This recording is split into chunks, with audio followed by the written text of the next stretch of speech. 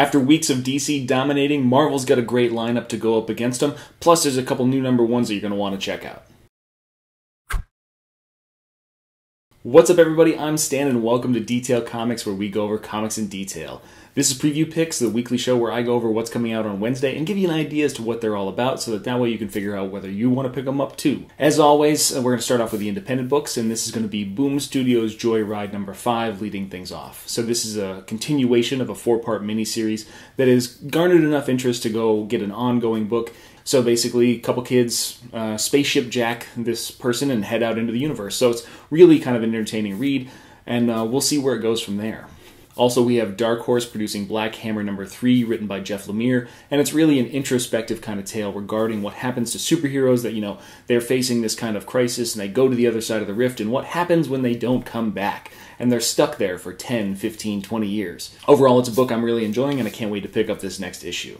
Also, another book that I'm enjoying from Dark Horse is Kingsway West, written by Greg Pak. So this is that magical, mystical, East meets West, gunslinger, magician kind of tale. And overall, alternate history, super fun, sci-fi, magical read.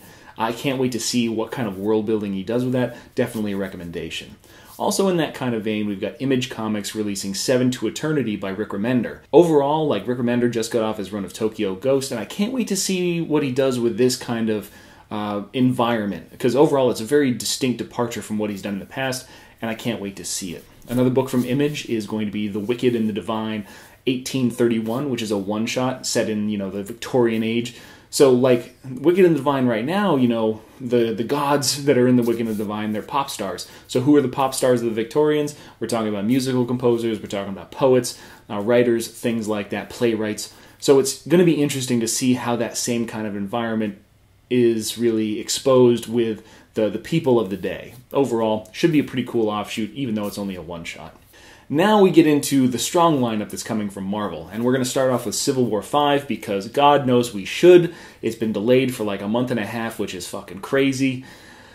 Sorry, I don't really need Civil War 5 to come out, and the fact that they extended Civil War 2 to go into an 8th issue is frustrating enough, and we're probably not going to see the end of this entire crossover massive event until December, which is completely unnecessary. It should have ended this month. That's when it was scheduled. Scheduled to end the beginning of October, because that's when Marvel Now 2.0 was supposed to be launching, and this is just frustrating as shit.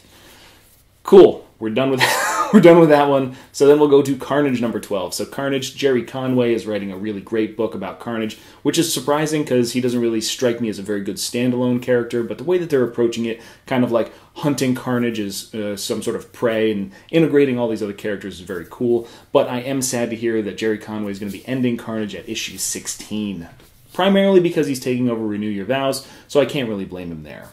Then we'll talk about Mark Millar and Stuart Immonen on Empress number 6. So this was originally designated to be 7 issues, so we are reaching the final conclusion, and what we see is a little bit of familiarity between, our Empress and her bodyguard, and how her daughter might not necessarily appreciate that kind of close contact. So that should be pretty cool as well.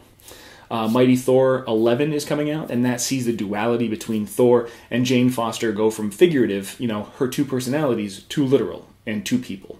And that's what we saw at the reveal of Mighty Thor, number 10. And this is on the cover, so it's going to be interesting, what is the story behind having Jane Foster Thor as well as Jane Foster physically being in the same space? Who's taken over that mantle while Jane is kind of there, or has somebody replaced Jane? It's going to be kind of interesting to see how that unravels. Also, we're going to hop into Wolverine, All New Wolverine 12. This is going to be an interesting book simply because of the way that All New Wolverine 11 ended. If you guys haven't read it, basically Old Man Logan just goes full-on blades into Gabby, the little clone of Laura Kinney, and overall, super emotional response. And as you can see on the cover, there's remorse in Old Man Logan, but there's vengeance in Laura Kinney X-23. So this is going to be kind of the setup book for Enemy of the State Part 2. So the original Enemy of the State taking place with Logan and Wolverine back in the 80s and 90s. This is going to be kind of like that second take on it with X-23 as the main character, which I can't wait to see. Then we're going to talk about Venom Space Knight. So this is issue 12 before we kind of get into 13 and then rebooting into Venom. And Venom is fighting Spider-Man. That is your reason to pick up the book.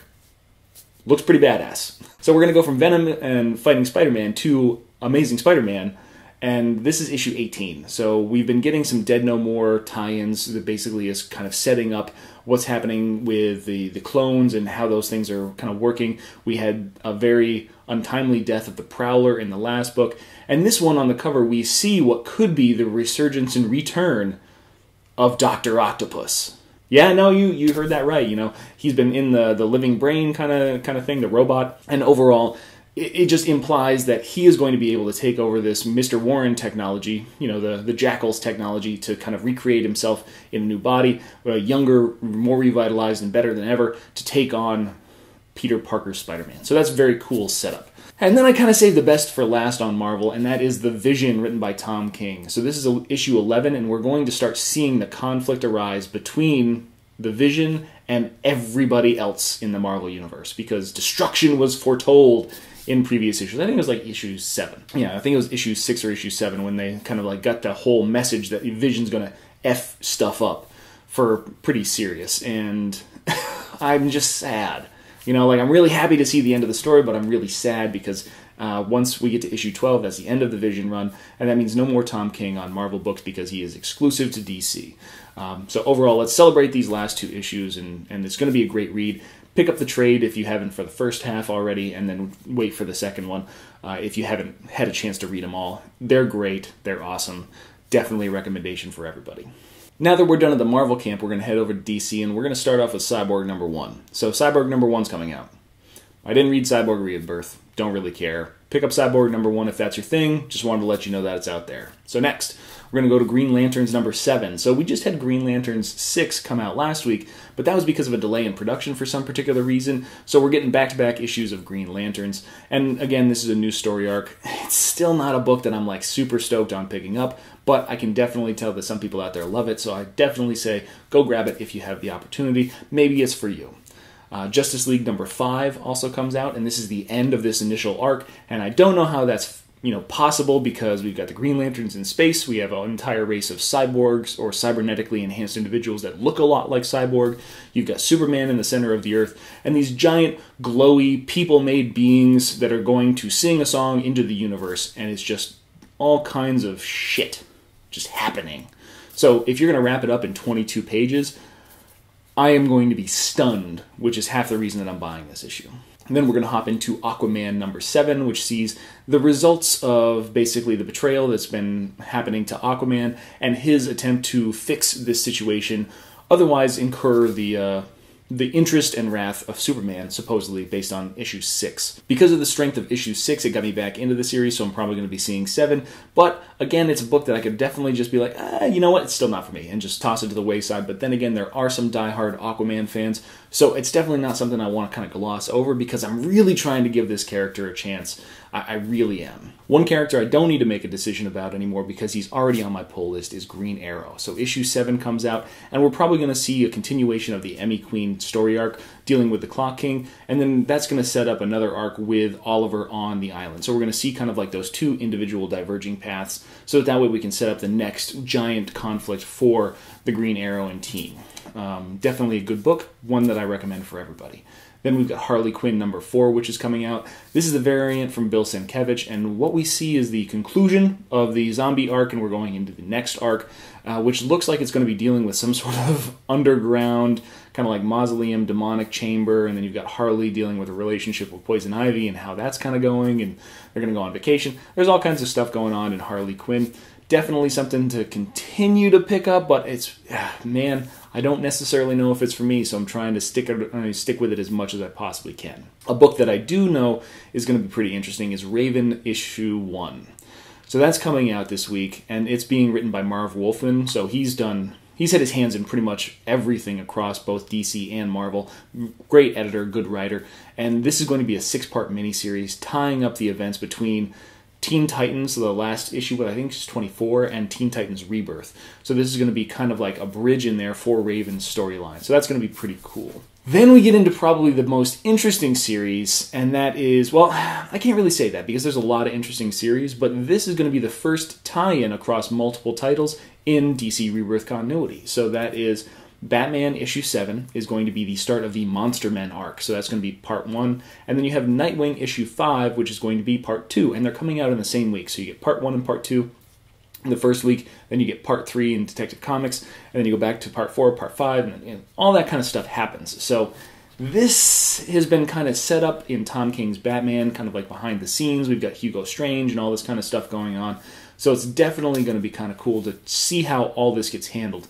What you're going to notice is that there's actually multiple writers. So you're going to have Tom King with like Steve Orlando, who's going to be kind of helming this whole event across multiples. He's going to be basically helping facilitate the writing in all of them. And you see him kind of get a second credit on Nightwing number 5 as well. So definitely interested to see how this Monster Men arc really develops and how it can carry across multiple titles and be very...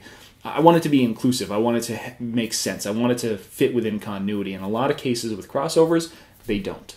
Next, we're going to touch on Superman number 7. So Superman number 6 showed the conclusion of the fight against the Eradicator, and we kind of get the sense that Superman is going to continue to mentor his son, which is the best part about this book. You know, he gave him his first pair of glasses, and to be honest with you, I just love the variant cover that's coming out with this thing. You know, you got Superman with a cow on his shoulder, you got the kid in the glasses making the bull horns, and he's just like looking like a hokey-pokey individual at the county fair. He just happens to be carrying a 2,000-pound bull.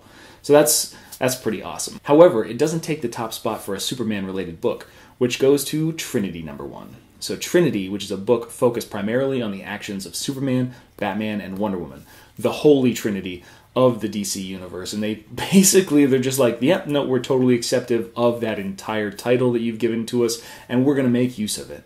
So this is Francis Manapul, I believe, is doing the art as well as doing the writing, and I can't wait to see what he brings to this story, what he creates in this kind of world, and how those interactions are handled. Definitely a book that I'm going to be picking up, and a lot of you people should be picking it up as well. So those are the books that I'm going to be picking up this week, but I want to know what you're picking up too. So hit me up in the comments down below, and don't forget to tell me what you're going to be keeping an eye out for, and what you think of the books that I'm going to be picking up. As always, if you like what you see, hit that like button down below, and don't forget to subscribe to get more news, reviews, and commentary on comic books, comic book movies, comic book TV shows and games, and anything and everything inside the world of comics.